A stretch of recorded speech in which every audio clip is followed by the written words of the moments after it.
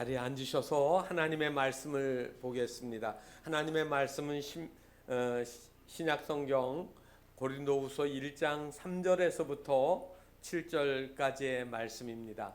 신약성경 286페이지에 있습니다. 고린도후서 1장 3절 말씀부터 7절까지의 말씀 우리 함께 봉독하시겠습니다. 찬송하리로다. 그는 우리 주 예수 그리스도의 하나님이시요 자비의 아버지시요 모든 위로의 하나님이시며 우리의 모든 환난 중에서 우리를 위로하사 우리로 하여금 하나님께 받는 위로로서 모든 환난 중에 있는 자들을 능히 위로하게 하시는 이시로다. 그리스도의 고난이 우리에게 넘친 것 같이 우리가 받는 위로도 그리스도로 말미암아 넘치는도다. 우리가 환난 당하는 것도 너희가 위로와 구원을 받게 하려는 것이요 우리가 위로를 받는 것도 너희가 위로를 받게 하려는 것이니 이 위로가 너희 속에 역사하여 우리가 받는 것 같은 고난을 너희도 견디게 하느니라. 너희를 위한 우리의 소망이 견고함은 너희가 고난에 참여하는 자가 된 것 같이 위로에도 그러할 줄 알미라. 아멘. 마음이 상한 자를 고치시는 주님, 우리 찬양을 하겠습니다.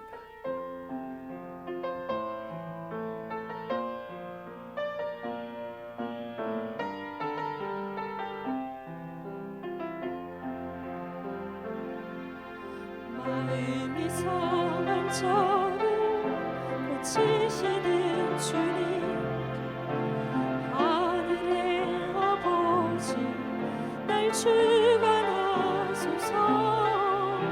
주의 길로 인도하사 자유케 하소서.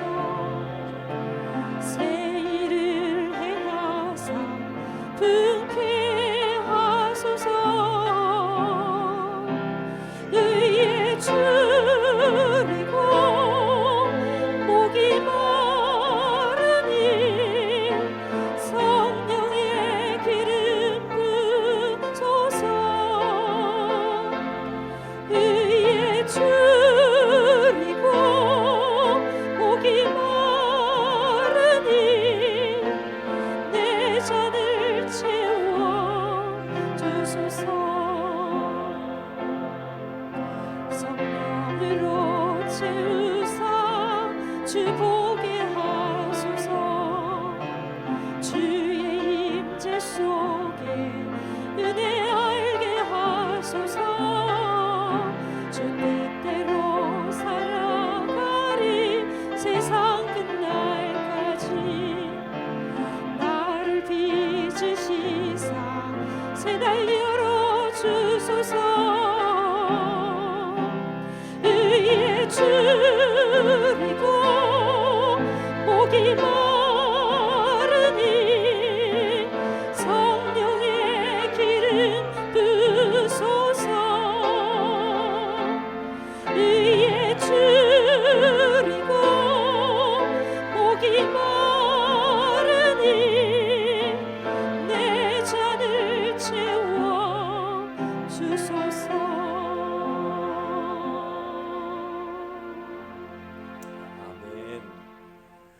마음이 상한 자를 위로하시는 주님, 그 주님이 오늘 이 예배 우리의 마음도 치료하여 주시고 힘주시기를 바랍니다. 제가 그리스도인의 마음 다스리기, 여러분 구원받고 나면 그냥 천국 생활하는 거 아니잖아요. 그래서 여러 가지 문제에 부딪히면 상처도 받고 힘든 일도 당하고 분노, 염려 이런 것들이 막 일어나게 됩니다. 그래서 제가 그리스도인의 마음을 다스리는 것을 말씀으로 전하기로 하고, 분노에 대해서 분노하지 마라, 염려하지 마라 하는 제목으로 두 주를 설교했습니다. 오늘은 상한 마음을 어떻게 하나요 하는, 상처난 마음 어떻게 하나요 하는 제목으로 말씀을 드리려고 합니다. 그리고 앞으로 세 번 더는 시기심, 욕심, 증오심, 그리스도인들 마음속에 이 자리 잡고 있는 여러 가지 그런 마음속에 있는 것들을 우리가 은혜롭게 또 하나님 말씀으로 우리가 잘 다스리는 거 복이 있는 줄 압니다. 얼마 전에 친구 목사님이 초등학교 학생들의 시험 문제지에 쓴 황당한 답안들을 모아가지고 카톡으로 보내줬습니다. 일부는 아니까 알면서도 읽으면서 아주 웃으면서 유쾌했습니다. 그런데 아시겠지만 몇 가지 소개하면 이런 겁니다. 이런 문제예요. 옆집 아주머니께서 사과를 주셨습니다. 뭐라고 인사해야 될까요? 하고 문제를 냈습니다. 그랬더니 이 아이가 학생이 거기다 답을 하나 썼는데 뭐라고 썼냐면 뭐 이런 걸 다 이렇게 썼어요. 여러분이 선생님이라고 하면 이 답안 맞다고 하겠습니까? 틀리다고 하겠습니까? 엄격한 선생님은 딱 아시죠? 감사합니다 해야 되는데 뭐 이런 걸 다 찍 그럴 수도 있습니다. 또 이런 문제입니다. 만류 인력의 법칙을 발견해내는 사람은 하고 옆에 괄호가 있습니다. 그랬더니 이 어린이가 거기다 답을 썼는데 뭐라고 하냐면 죽었다 그랬습니다. 감이 안 오시는 거예요. 어린이가 안 되셔서. 만류 인력을 얘기한 뉴턴이요 벌써 죽었거든요. 그러니까 이 아이는 만류 인력을 법칙을 발견한 사람 죽었다고 쓴 거예요. 답을 안 쓰고. 그래서 이 답을 보고 선생님이 옆에다가 글을 썼습니다. 이 시험지 가지고 교무실로 와라. 라고 딱 해가지고 써놨습니다. 한 가지만 더 이야기하겠습니다. 우리가 자주 잘못하고 사고를 치는데도 불구하고 부모님은 왜 우리를 사랑하실까요? 라고 좀 난이도가 있는 질문을 했습니다. 그랬더니 이 천재 같은 아이가 거기다 답을 썼습니다. 뭐라고 썼느냐면 그러게 말입니다. 저는 이 아이가요 보통 아이가 아니라고 생각을 합니다. 미리 사인을 받아놔야 나중에 이게 값어치가 더 비범한 아이에게서 사인을 미리 받아놔야 될 것 같은 생각이 듭니다. 다른 거 앞에 두 개는 몰라도 이 세 번째 그러게 말입니다라는 말이 보통 대답이 아닙니다. 한마디로 부모의 사랑 신비를 어떻게 다 이걸 설명할 수가 없다는 거예요. 그래서 그것은 어떻게 보면 모범답안 아닙니까? 여러분들은 뭐를 기대하십니까? 사고치고 말썽피고 문제가 많은데도 불구하고 엄마 아빠는 왜 나를 사랑하실까? 쉽게 얘기해서 피는 물보다 진하니까. 그래도 예쁜 구석이 있으니까 이렇게 쓰면 맞겠습니까?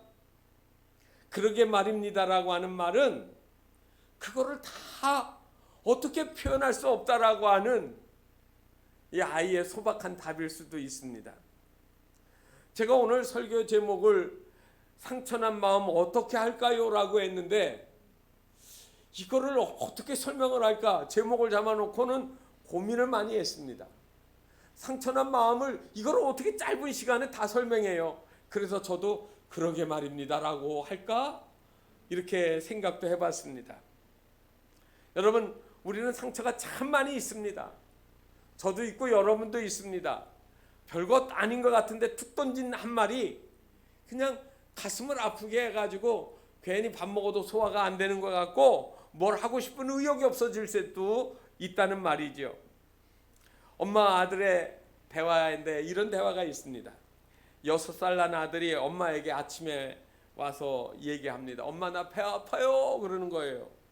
그 말을 듣고 엄마가 이 6살 난 아들한테 얘기합니다. 내가 그랬잖아. 아까 밥 먹을 때 같이 먹으라고 그때 안 하고 너 놀더니 그러니까 아침 먹어야 될 때 안 먹으니까 배가 아프지. 뱃속이 비어서 아픈 거야. 뱃속을 채워야 돼. 빨리 뭐라도 먹자. 그랬습니다. 그래서 정말 밥을 먹고 보니까 배 아픈 게 없어졌어요. 그런데 그날 오후에 목사님이 이 가정에 신방을 오셨습니다.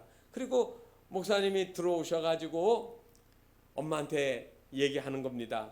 제가 오전 중에 신방 오려고 했는데 어찌나 머리가 아픈지 좀 쉬다가 이제 나아져서 왔습니다. 그랬어요. 그랬더니 그 이야기를 옆에서 이 6살짜리가 가만히 듣다가 목사님한테 이렇게 얘기했습니다. 목사님, 머릿속이 비어서 아픈 거예요. 머릿속에 무언가를 넣으셔야지요. 우리 엄마가 그러는데 머릿속이 비은 데다가 채워야 머리가 안 아픈 거래잖아요 하고 얘기를 했습니다. 어린아이가 얘기했으니까 저도 여러분도 그 말 듣고 웃지요. 그런데 다 큰 사람이 내 머릿속이 텅텅 비어서 그런 거야 라고 하면 여러분 그 말 듣고 어떻겠습니까? 감정 상하지요. 그래 넌 잘났다 그럴 거 아니겠습니까? 여러분 작은 거 하나하나 가지고 우리가 너무 많이 상처를 받고 상처 가운데 살아가는 겁니다. 그래서 성경은 우리에게 이 상처가 그냥 놔두면 안 되는 것이고 치유받아야 될 것임을 우리에게 이야기를 합니다. 오늘 우리가 읽은 이 고린도후서의 내용은 여러분 아시는 것처럼 사도 바울이 고린도 교회에게 보낸 편지입니다. 사도 바울이 제2차 전도 여행을 하면서 세웠던 이 교회예요. 그리고 그 교회를 떠났는데 들리는 소문이 아주 복잡한 얘기가 들립니다. 사도 바울이 떠나고 나니까 아볼로라는 사람이 교회를 맡아서 이제 리더가 돼서 성경 공부도 하고 교회 예배도 인도하고 하는 그런 사역을 하게 되었습니다. 그랬더니 유대인 신자들이 또 그 안에 들어와 가지고 아볼로라고 하는 말은 여러분 아폴로라고 하는 이름하고 같아요. 그래서 이 헬라적인 이름을 가지고 있잖아요. 그러니까 나는 이 헬라 사람들 별로야. 그래가지고 유대인들은 모여가지고 우리는 사도 게바는 누구지요? 베드로거든요. 그러니까 우리 유대인들은 게바파야. 그러니까 이게 패가르면 안 되지. 그래가지고 또 누구가 생기느냐면 오직 우리는 중도 그리스도만을 따르는 그리스도파가 생기고요.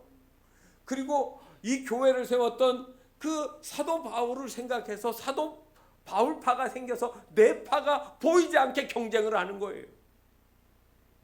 그래서 서로 다툼이 일어나고 주도권 싸움이 일어난 겁니다.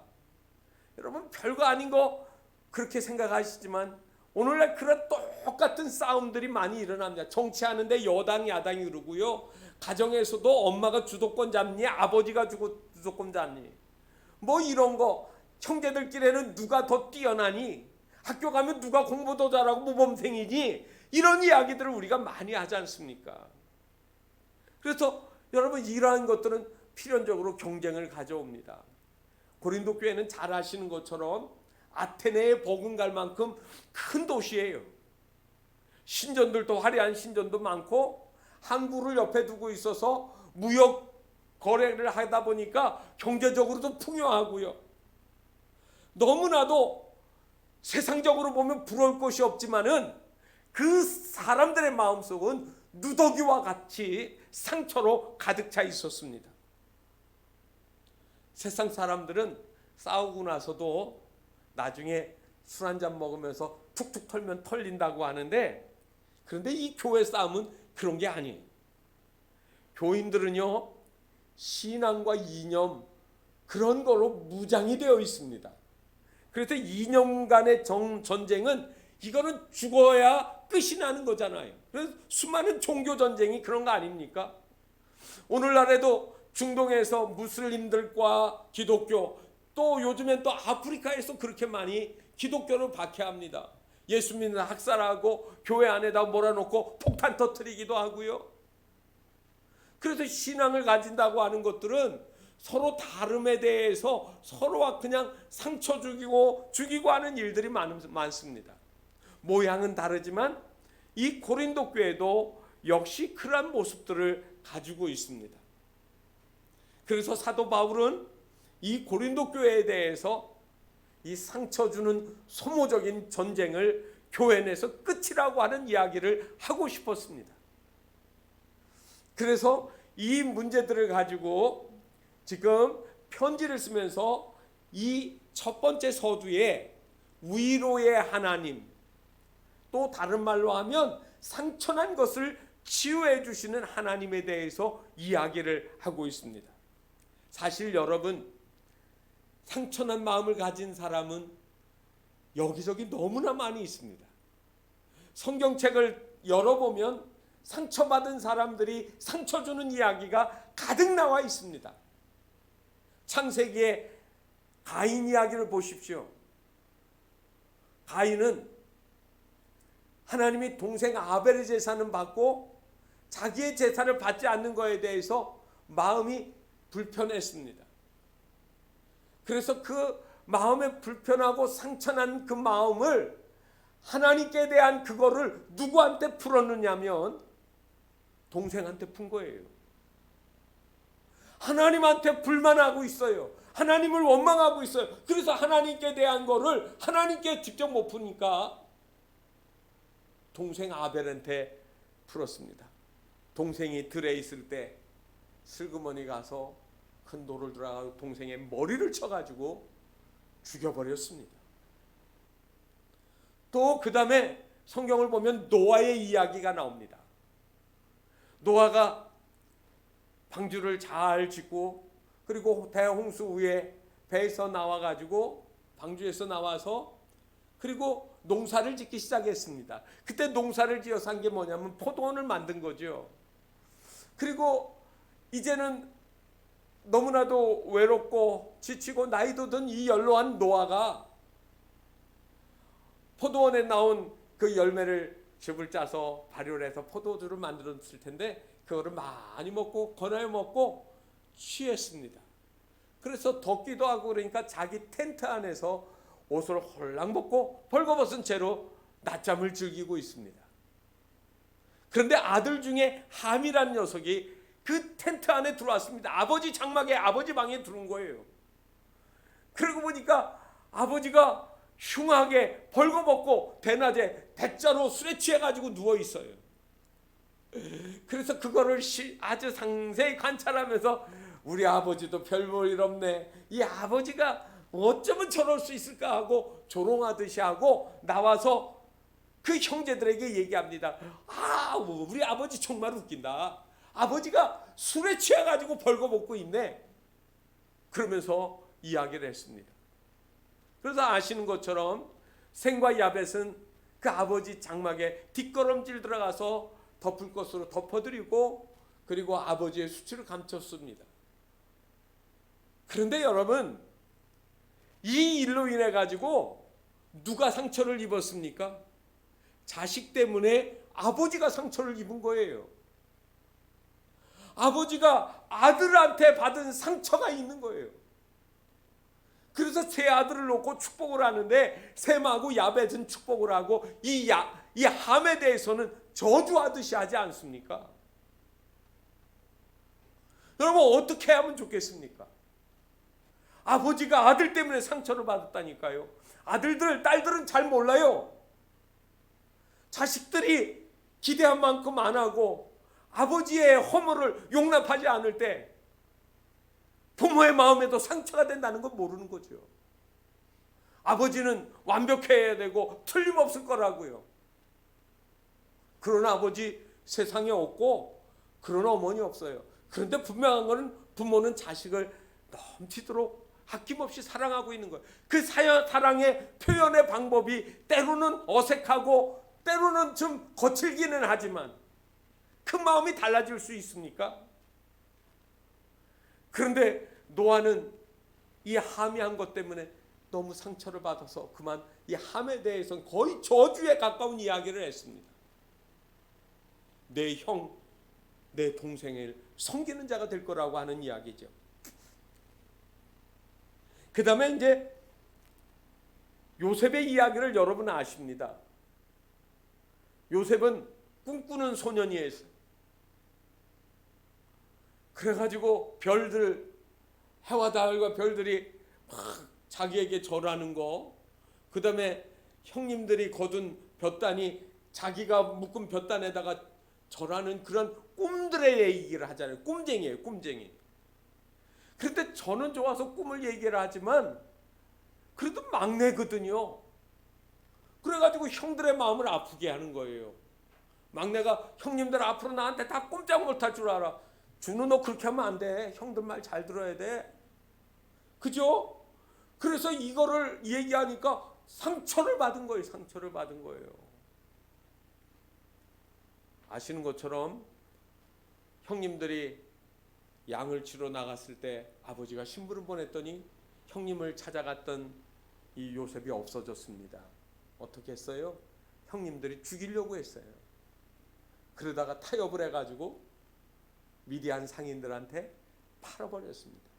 그 일로 인해 가지고 여러분, 그 미움 때문에, 그 상처 때문에 동생이 팔려나가게 되어지고, 그리고 아버지의 마음에는 씻길 수 없는 그 아들에 대한 상처난 마음이에요. 요즘 말로 하면 그게 뭡니까? 트라우마 되는 거예요. 트라우마가. 밤에 자면서도 그 아들이 짐승에게 물려 죽었는지, 어디 가서 어떻게 살고 있는지 마음이 편치가 않고 깜짝깜짝 놀라고 소스라치게 놀라고 그랬을 거예요. 여러분, 성경은 읽을 때마다 상처 이야기입니다. 모세도 이스라엘 백성들을 천신만고로 해가지고 하나님께서 인도하라는 대로 했더니 나와가지고는 뭘 어떻게 합니까? 모세한테 삿대질하잖아요.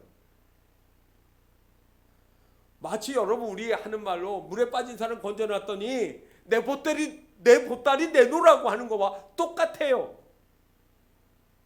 여러분, 오늘 이러한 상처들은 세상의 도처에 널려 있고 때로는 교회 안에서도 우리가 상처를 받습니다. 한나는 분인나라고 하는 같은 집에 사는 남편은 하나고 부인이 둘인데 아기를 못 낳아가지고 이 여자한테 학대를 받아 상처가 됐습니다. 그래서 하나님 앞에 나가서 호소하는 이야기가 나옵니다. 제가 이 성경을 이렇게 길게 얘기하면서 제가 느끼는 건 뭐냐면, 이 땅에 인간으로 살아가는 모든 사람들이 상처 주고 상처 받으며 산다는 거예요. 그래서 예수님께서 하신 말씀 중에 요한복음 16장 33절에 이렇게 얘기하셨어요. 너희는 세상에서 환난을 당할 것이다. 너희가 세상에 환난을 당하나, 이 말이에요. 이 환난을 당한다는 얘기는 상처 받는다는 얘기예요. 또 어떤 사람은 환난을 주어서 상처를 주는 사람이 되어지는 거예요. 정신과 의사인 스캇 팩이라는 분이 아주 유명한 분입니다. 이분이 쓴 책이 유명해요. 뭐를 썼느냐면 The Road Less Traveled. 이거 우리말로 번역을 하면 이런 말입니다. 아직도 가야 할 길. 아직 완성되지 않은 길이라는 거예요. 그러면서 그 책의 첫 문장이 딱 영어로 나오는데 뭐로 나오느냐면 Life is tough. 여러분, 터프하다는 말 알죠? 거칠다라는 거예요. 다듬어지지 않은 거예요. 그래서 이 Life is tough는 인생은 거칠다, 고통이다, 힘들다 하는 그런 의미를 가지고 있습니다. 그래서 이 문제들을 해결하려고 수많은 심리학자들이, 그리고 이런 사람들이 연구를 해가지고 이 어려운 것들을 순화시켜 보려고 노력을 하는 거죠. 인생은 참으로 그 말이 맞습니다. 터프합니다. 순조롭고 내가 원하는 것처럼 매끈하게 넘어가는 세상은 없습니다. 창세기 1장과 2장은 하나님이 창조하신 이야기예요. 이 창조는, 하나님의 창조는 완벽한 거예요. 하나님이 아름답게 조화롭게 일치하게 잘 만들어 놨습니다. 그런데 이 하나님이 만들어 놓은 이 평화는, 이 즐거움을 사람이 깨트렸습니다. 왜요? 하나님께 가까이 하지 아니하고 스스로 환난을 택한 겁니다. 사탄 마귀의 말을 들었습니다. 하나님이 하지 말라고 하는 선악을 알게 하는 나무의 열매를 따먹었습니다. 그 결과 어떻게 됐습니까? 하나님하고 아담과 하와 사이에 관계가 깨어지지요. 그러니까 죄를 짓고 나니까 하나님의 낯이 두려워졌어요. 상처가 생긴 겁니다. 이전에는 아무렇지도 않았는데 이제는 벌거벗은 것이 부끄러움이 되어지고 하나님 앞에 가까이 나가지 못했습니다. 그리고 그 다음부터는 어떻게 되는가 하면 자연과도 관계가 허물어지기 시작을 했습니다. 인간에게 자연이 순종하고 그리고 도와주는 것이 아니라 거절하는 거예요. 난 너 싫어. 자연히 우리에게 싫어 내가 원하는 대로 할 수 없어. 그래서 여러분, 사람이 이 자연에서 무엇인가를 얻으려고 하면 땀을 흘려야 되고 정복해야 되는 그런 대립적인 관계로 만들어진 거예요. 여러분, 그래서 우리가 사는 세상은 깨어진 세상이랍니다. 깨어진 관계예요. 깨어진 마음을 가지고 부둥켜 안고 사는 거예요. 자, 그렇다고 하면 이 상처난 마음은 누가 치료해 줄까요? 누가 치료해 줄까요? 두 가지 방법이 있습니다. 하나는 내가 치료하는 거예요. 사람이 치료하는 거예요. 또 다른 거는 쉽게 알 수 있으니까 하나님이 치료하시는 거예요. 오늘 성경에 우리가 읽은 건 위로자 하나님 이렇게 이야기하니까요. 자, 인간 방법으로 출발하는 심리학에 대해서 얘기할까요? 제가 단편적으로 얘기하니까 오해는 하지 마세요. 이 세상에서 사람의 마음을 사람이 다 치료할 수 있다는 것 자체는 교만입니다. 절대로 못합니다. 여러 가지 여행도 하고 훌륭한 스승 만나고 다 하지만 그러나 근본적인 건 안 되는 거예요. 제가 이 말씀을 준비하다가 불교 사이트에 그 사람 마음을 다스리는 거를 다른 쪽에서 어떻게 했나 했더니 이거 간단한 거 하나를 제가 봤어요. 그랬더니 3가지를 썼더라고요. 사람의 마음, 상한 마음을 치유하는 방법 해가지고 첫 번째, 자기 자신을 불쌍히 여기고 위로하라, 이렇게 말을 했어요.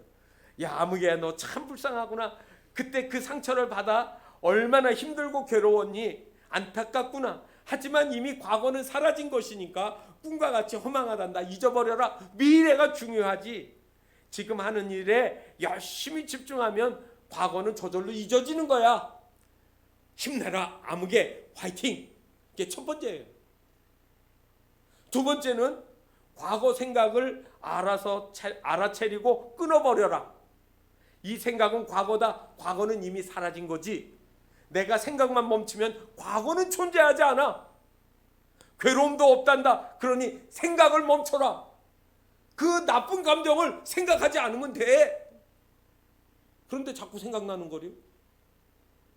3번째가 가관입니다. 미안한데 연부를 하래요. 나무아미탑을 연부를 하는데 3번째 처방이 10분에서 30분 하면 저절로 그거 하다가 보면 잊어버린단다. 여러분, 정말 그렇게 해서 해결된다고 하면 정말로 좋겠어요. 그런데 실상은 해결되지 않는 거예요.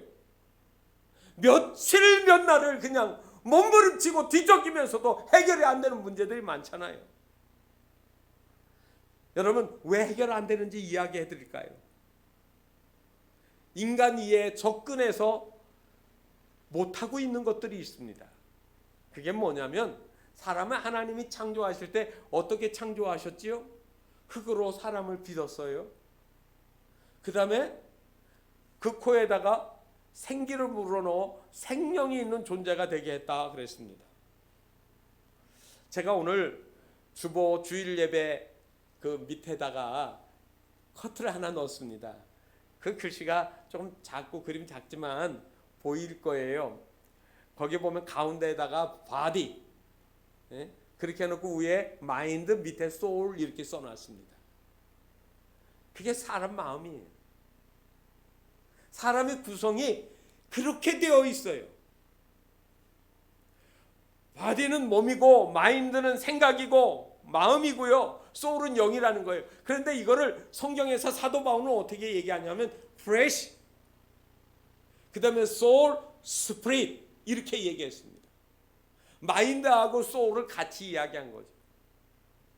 당나귀, 고양이, 개, 강아지, 말, 소, 자기 주인을 알아봐요. 팔레스타인의 양들은 목자의 음성을 알아들어요. 양이요. 뭐가 있는 줄 아세요? 생각이 있는 거예요. 마음이 있어요. IQ가 있다니까요. 적지만은. 그래서 훈련을 잘 시키면 개들이 글씨도 알아보고요. 후각이 발달해가지고 놀라운 일도 하지 않습니까?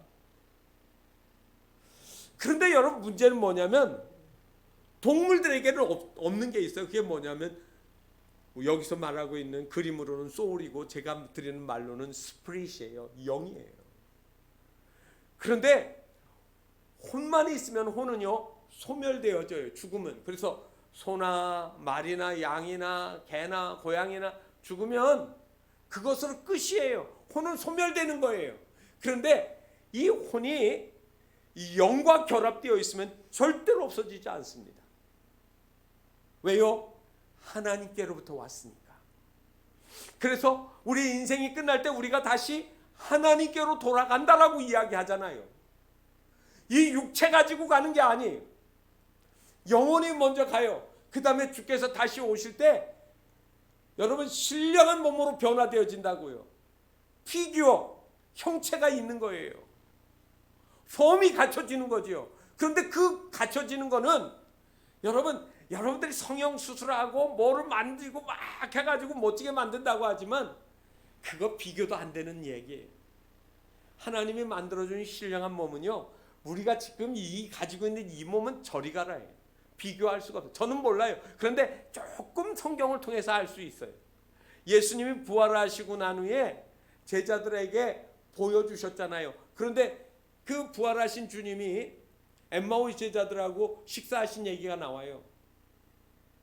그리고 예수님이 베드로가 고기를 잡으러 갈릴리 갔는데 갈릴리에서 같이 식사하시니 식사도 하고 몸도 있고 말도 하고 다 하는데 예수님이 얘기하시다가 짠 하고 없어져요. 다시 말하면 시간과 공간의 개념이 허물어진 특별한 영적 신령한 몸으로 우리를 입혀주신다니까요. 그러면 여러분, 만약에 우리가 지금 이 몸을 가지고 간다고 하면 어느 나이에 죽어야 제일 좋으시겠습니까? 제가 알기로는 28청춘 16살이 제일 꽃다운 나이라지요. 그럼 다 16살에 죽어야 되고 남자도 20살 전에 죽어야 돼요. 건강하고 왕성하니까. 그런데 그거 아니잖아요.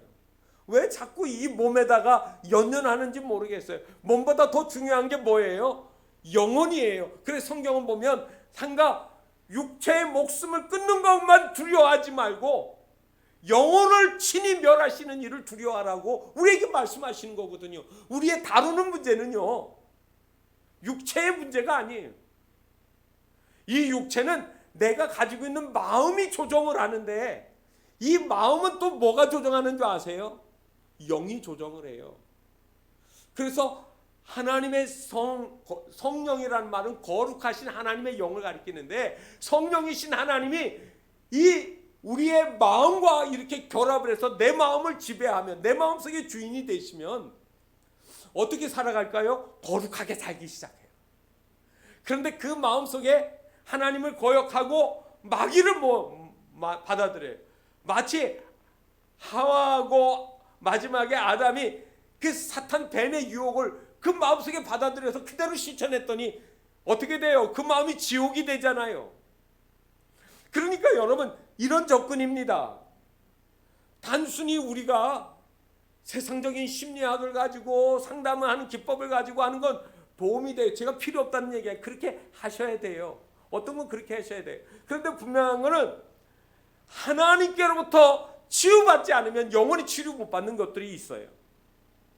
하나님이 치료해 주셔야 돼요. 내 삶에 아주 궁극적인 깊은 내면에 감춰진 아픔이나 문제들은 누가 치료하십니까? 하나님이 치료하시죠. 그래서 기독교의 상담, 심리, 치유 이거를 할 때 잊지 마라. 하나님을 잊지 마라. 하나님이 함께 하시는 거야. 저는 여러분 사람을 접근할 때 하나님의 형상으로 고귀하게 지어진 사람, 혈통으로 피부 색깔로 사람이 구별되지 않아야 된다는 것은 하나님이 누구에게나 주신 그 영혼에 대한 소중함, 그 인격에 대한 고귀함을 우리가 가져야 되기 때문에 그러한 거예요. 히브리서 4장 15절에 우리에게 있는 대제사장은 누구시지요? 예수 그리스도이죠. 그분은 우리의 연약함을 동정하지 못하실 리가 아니오. 이건 못하실 리가 아니오니까 부정의 부정이니까 긍정이에요. 우리의 연약함, 아픔, 상처들을 다 주님이 confession 한다는 거예요. 긍휼히 여겨주시는 거예요. 누가요? 하나님이 치료하시는 거예요. 여러분, 어려운 일이 있습니까? 자꾸 문제 가지고 싸매고 두려워하지 말고 하나님과 깊이 대화하십시오. 그래서 때로는 기도가 교회 와서 눈 감고 하는 기도 있지만, 그런데 여러분, 때로는 호숫가나 호변, 광주 주변에 제가 이렇게 보니까 참 좋은 데가 많아요. 광주 생태공원도 있고요, 장성호 주변도 그렇고 담양호도 그렇고, 주소 그 옆에는 다 이렇게 데크로 길을 잘 만들어 놨더라고요. 그런데 혼자 가세요. 혼자. 누구 옆에 있으면 얘기 안 되는 거예요. 그때 가서 사람들 옆에 지나가도 모르니까 서로 안면 틀 일이 없잖아요. 걸으면서 하나님, 제가 지금 제 인생에 이런 어려움이 있어요. 제 앞에 심각한 어려움이 있어요. 주님, 저 좀 만져주세요. 제가 어떻게 하기를 원하겠어요. 제가 아무리 봐도 도움이 없어요. 저 스스로 해결할 수 없어요. 주님의 위로자를 기다리십니다. 여러분, 성령님을 예수님이 약속하셨는데 그때 하신 말씀이 뭐예요? 내가 가면 너에게 보혜사를 보낸다고 했어요. 보혜사가 뭔지 아세요? 제가 주중에 저한테 이렇게 A4용지 가끔 엉뚱한 거요 옵니다. 그런데 보니까 거기에 전단이 한 이만큼 아주 그냥 반짝반짝하는 아트지로 해가지고 한 묶음 보내왔는데 보니까 신옥주라고 하는 2단 교주예요. 그 여잔데 사람들 저 남태평양 피지로 막 끌고 가가지고 농장 만들고 하던 그 여잔데, 그 여자가 감옥에 들어갔는데요. 그 추종하는 사람들이 뭐냐면 신옥주 진리의 성령님 그랬어요. 이건 이만희과하고 똑같아. 말도 안 되니. 어떻게 이 여자가 그 목사라는 말 안 하면 좋겠는데 꼭 지들 목사래. 뭐가 목사인지 뭐. 하나님은 그렇게 섬기는 게 아니잖아요. 그런데 여러분, 진리의 성령은 그런 거 아니에요. 진리의 성령은 인격자이신 예수 그리스도를 가리키는 말이고, 그 다음에 이제 성령님을 예수님 다시 보내는 건, 이 보혜사는 헬라어로 보면 파라클레토스. 파라라는 말은 위스라고 하는 곁에 있다. 클레토스는 말하신다. 토크한다는 거예요. 그러면 여러분, 그거를 갖다가 우리 성경에는 그냥 보혜사 이렇게 묶어가지고 한자 단어로 합상해서 해놨는데, 영어 성경에는 어떻게 쓰는 줄 아세요? 헬퍼, 컴포터, 카운셀러, 티처, 이렇게 대문자로 해가지고 문장 속에다 넣었어요. 그 내용에. 그러니까 성령님은요, 슬픈 자들에게는 위로자가 돼요. 컴포트. 이 컴포트라는 말은, 컴이란 말은 함께라는 말이고, 포트는 포스에서 나는 힘을 가지신 분이 내 옆에서 나를 만져주신다는 얘기거든요. 슬플 때 누가 위로해 주나? 성령님이 위로해 주시죠. 윤복희 권사님 아시죠? 가수.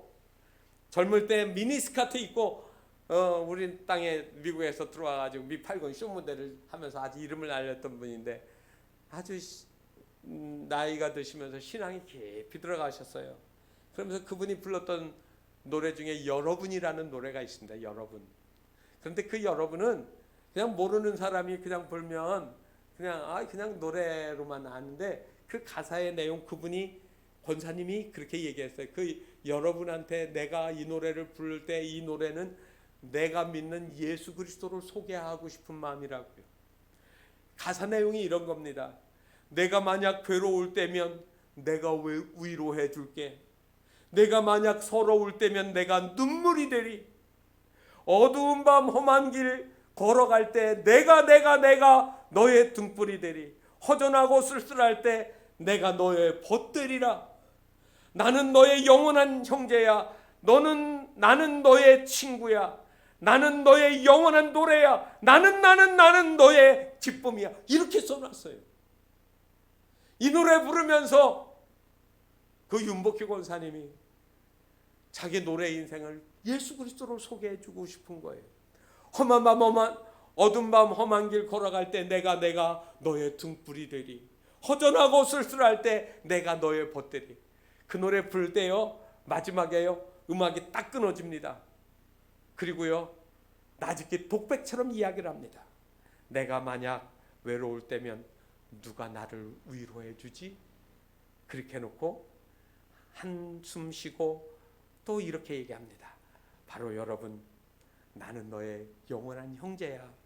나는 너의 친구야. 나는 너의 영원한 노래야. 누구겠습니까? 주님만이 우리를 치료해 주신다는 거예요. 여러분, 그렇기 때문에 오늘 제가 말씀이 좀 길어졌지만 여러분들이 이제 주님을 여러분들의 삶의 치유자로 모시려고 하면 어떻게 해야 될까요? 첫 번째로요, 주님 앞에 내게 있는 그대로를 솔직하게 드러내셔야 됩니다. 우리가 사는 세상, 아까 깨어진 세상이라고 했습니다. 에덴 동산이 아니에요. 치열하게 경쟁하고 서로 물고 뜯고 하는 상처난 사람들끼리의 게임이에요. 그래서 깨어진 세상에서 상처난 사람들과 함께 살다 보니 나도 아프고 너도 아프다. 나도 아프고 너도 아프다. 그렇습니다. 많이 아파요. 그렇지만 예수님이 우리에게 찾아오셔서 내가 너의 상처를 싸매줄게, 치료해줄게 라고 말씀하시는 거 아닙니까? 사람의 위로와 치료는 한계가 있습니다. 동물의 왕국을 이렇게 보면은요, 짐승들은 막 손으로 엉켜서 물고 뜯고 막 싸움을 하다가 싸움이 딱 끝나면은요, 하는 게 있어요. 동굴로 깊이 들어가는 게 아니에요. 햇빛 찌는 데 가서 상처난 데를 햇볕을 쪼이더라고요. 상처를 햇볕에다가 노출을 하는 거예요. 그늘로 옹달로 들어가면 상처가 덧나서 더 커지는데, 이 짐승들은 상처난 부분을 햇볕에다가 쪼이니까 상처가 딱지가 됐고, 그리고 그것이 아물기 시작하는 거예요. 여러분, 시사하는 거 있지 않습니까? 우리가 내 상처를 자꾸 감추면 그 상처가 없어지는 것이 아니라, 잊어버려라, 과거는 지나갔으니까 기억하지 마라, 나무아미탑을 하라고 하지만은 그거 가지고 안 된다는 거예요. 예수 그리스도에게로 나오는 거예요. 내 상처, 내 무거운 짐을 대신 지시는 주님, 주님 제 마음 아시지요? 절 사랑하시는 주님 앞에 제가 나옵니다. 제 마음, 아픈 마음과 상처를 누구에게요? 예수 그리스도에게로 나오셔서 먼저 이야기하셔야 됩니다. 주님, 제가 이런 문제가 있습니다. 제 마음의 상처가 이겁니다. 주님, 저를 만져주세요라고 주님께 해야 돼요. 이 상처는요, 나를 만들어가는 중간 과정이 되어집니다. 여러분, 상처가 나를 만들어간다? 여러분, 그 말이 어떻게 이해가 되십니까?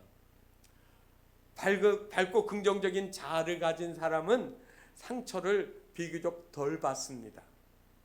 그래서 어렸을 때부터 사랑받고 긍정적인 그런 것들을 많이 받아야 스스로 극복할 수 있는 힘도 많이 생기는 것 같아요. 그런데 아주 어려서부터 학대받고 고통을 당하고 그러면 커서도요, 세상을 삐뚤어보고 상처를 가지고 다른 사람 자꾸 아프게 해요. 물어뜯어야 그게 시원해요. 남의 상처를 자꾸 들쳐가지고 여기저기 날려버려야 그 직성이 풀리는 거는 상처받은 사람이에요. 뭔가 밝은 자아상을 갖지 못한 거예요. 그런데 우리가 가지고 있는 이거를 하나님 앞에 그대로 햇빛에 내어놓듯이 내어놓으면, 여러분, 오늘 우리가 읽은 고린도후서 1장 6절에 보면 이렇게 얘기해요. 이 위로가 너희 속에 역사하여 우리가 받는 것 같은 고난을 너희도 견디게 하느니라. 여러분, 고난을 피해 다닌다는 이야기가 아니에요. 잘 보세요. 하나님이 우리에게 고난을 이길 수 있는 강건함을 주시는 거예요. 여러분, 성경을 보면 우는 사자와 같이 두루 다니는 마귀가 있어요. 어떻게 해서 마귀를 피해서 도망쳐라고 했던가요? 아니죠. 잘 보세요. 자꾸 현실을 외피하고 도망가지 마세요. 마귀는 대적하는 거예요. 대적해야죠. 이 이야기를 여기에 적용하면 고난을 피하면 피할수록 고난이 나를 쫓아와서 괴롭게 하는 거예요. 핸델은 후기 바로크 음악의 거장입니다. 한때 그를 시기하는 사람들이 그의 곡이 발표되는 공연장에다가 깡패들을, 불량배들을 보내가지고 막 공연을 못하게 회방을 놓기도 했습니다. 너무 유명해지니까요. 그래서 한 번은 그런 일이 있어서 핸델이 충격을 받았습니다. 그래서 이 핸델이 작품도 못하고 그냥 이렇게 시름시름 괴로워하고 앓고 있다는 이야기를 듣고 한 무명의 시인이 핸델한테 편지를 썼습니다. 그리스도는 사람들에게 버림받았으나 하는 성경 구절을 쓰고 하나님이 부활시켜 만왕의 왕이 되게 하시지 않았느냐고 힘을 내시라고 그렇게 편지를 보내왔습니다. 그 글을 읽던 핸델이요 눈에서 눈물이 흘러내렸습니다. 그리고 그때부터 23일 동안 금식을 했습니다. 배짝 여인 이 핸델이 하나님 앞에 깊이 들어가기 시작했어요. 버림받으신 주님, 나를 위해서 부활하셨어. 그리고 하인들이 너무 걱정이 돼가지고 있는데 24일째 되는 날 그의 방에 들어갔더니 핸델이 무릎을 꿇고 눈물을 철철 흘리고 있습니다. 그리고 핸델이 이렇게 얘기합니다. 하늘이 열렸다. 나는 전능한 메시아를 보았다. 그리고 그때 메시아 중인 이 42번 할렐루야를 완성을 했다고 했습니다. 충격은 사람을 쓰러지게 하지만 격려와 위로의 한마디는 절망과 좌절에서 일어나게 합니다. 그런데 그 절망과 좌절에서 위로하여 주시는 네가 누구시라고요? 오늘 여기에 보면 위로의 하나님이시라고 말씀하고 있습니다. 상처가 나를 만드는 거 사실입니다. 하지만 이 나 자신의 행복과 나를 사랑하는 사람들의 행복을 위한다면 상처가 계속 나를 만들게 허용해서는 안 됩니다. 상처가 아니라 이제부터는 사랑이 나를 만들도록 해야 합니다. 하나님이 인간을 지으실 때 사랑하게 만들어 놨다는 거예요. 이제 우리가 하나님의 말씀을 붙잡고 살아가게 되어질 때 우리는 소망 가운데 살 수가 있습니다. 고린도후서 1장 7절 말씀에 너희를 위한 우리의 소망이 견고함은 너희가 고난에 참여하는 자가 된 것 같이 위로에도 그러할 줄 압니다. 여러분, 그리스도인들의 위로의 궁극적인 가치는요, 소망의 가운데 있습니다. 극한 어려움, 죽음 앞에서도 소망이 있어요. 제가 장례식을 치를 때마다 마지막 임종하시는 모습에 정말로 은혜를 많이 받거든요. 아, 목사님, 하늘문이 열리네요. 얘들아, 나가 먼저 갔는데 너희들 이후에 다 천국에서 만나자. 막 멋지게 이야기하고요. 믿지 않고 죽는 사람 그때도 가족들이 믿으니까 가보면 막 그냥 괴로워가지고 얼굴 안면이 다 찌그러져요. 그리고 막 이 손 같은데 주먹 같은데 힘이 들어가가지고 꼬여지거든요. 그래서 임종하고 나면 빨리 이거 펴서 부드럽게 펴주는 게 그 옆에 있는 사람이 이래요. 나중에요, 그거 장의사가 그 피기가 힘들어요. 우둑우둑 소리가 나거든요. 그러니까 막 임종했을 때 손발을 빤쳐야 되는데 제가 보니까 예수 믿는 사람들의 그 손발이요 아주 부드러워요. 너무 다 맡긴 거예요. 힘이 안 들어요. 왜 그런가 보니까 마지막 임종 순간에 하늘문이 열리니까 천사들이 나오면 다 내 몸을 맡겨서 그 몸에 영혼이 붕붕 하늘로 올라가는 거 그걸 느끼는 것 같아요. 여러분, 정말로 하나님을 만난 사람들에게는 하나님의 위로가 소망이에요. 김석균 목사님이 부른 노래 중에 왜 나만 겪는 고난이냐고 불평하지 마세요. 그 노래가 있지 않습니까? 왜 나만 겪는 고난이냐고 불평하지 마세요. 고난의 뒤편에 있는 주님이 주실 축복 미리 보면서 감사하세요. 너무 견디기 힘든 지금 이 순간에도 누가요? 주님이 일하고 계시잖아요. 고난의 뒤편에서 일하시는 주님을 의지하시라는 거예요. 이길 수 있다면 소망이 있는 거 아니겠습니까? 하나님이 내 편이신데 누가 우리를 대적하리요? 외로울 때 손잡아 주시는 주님. 이제 말씀을 마칠게요.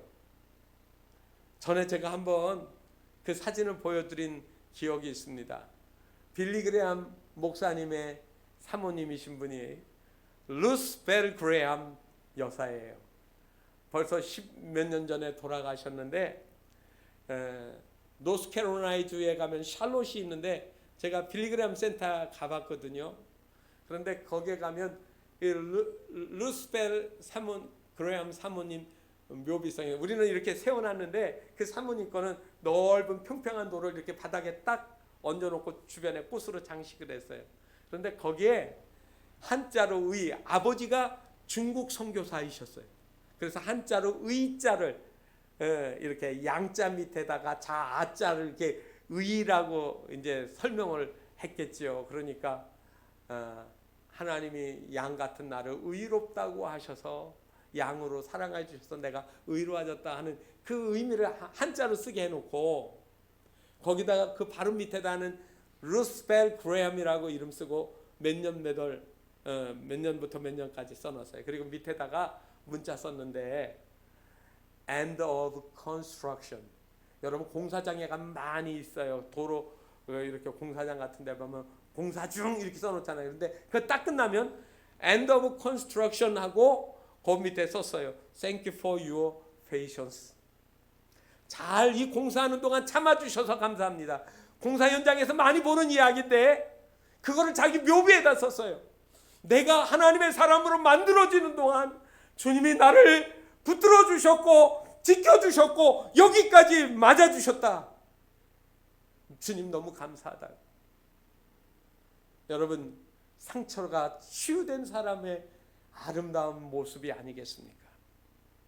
비 맞으며 가는 사람에게 우산을 받쳐주는 것도 좋지만 더 좋은 건 뭐냐면요, 비 맞더라도 우산 없이라도 같이 동무가 되어줘서 가주는 사람. 주님은요 우산을 주시는 분이 아니라 우리가 고난 당할 때 어려울 때 친구가 되어주셔서 나와 함께 해주시는 동행하시는 하나님. 사랑하는 성도 여러분, 우리 인생에 많은 어려움들이 일어나고 힘든 일들이 닥치지만 고난 가운데서 절망하지 않고 상처받았지만 포기하지 않고 낙심하지 않는 이유는 주님이 우리와 함께 하시는 귀한 은혜 때문인 줄 압니다. 우리 모두가 주님 앞에 가는 그날까지 내 상처난 마음을 주님과 동행하며 잘 치유하고 회복하고 소망 중에 살아가시기를 주님의 이름으로 축원합니다. 기도하겠습니다. 하나님 아버지, 오늘도 우리와 함께 하심을 감사합니다. 내 상처난 마음 어떻게 하나? 하나님 아버지, 수도 없이 탄식했던 저희들에게 내가 너의 위로자다, 내가 너의 상처난 것들을 치유해 줄게 말씀하시는 주님의 음성을 듣게 하옵소서. 예수 그리스도의 이름으로 기도하옵나이다. 아멘. 우리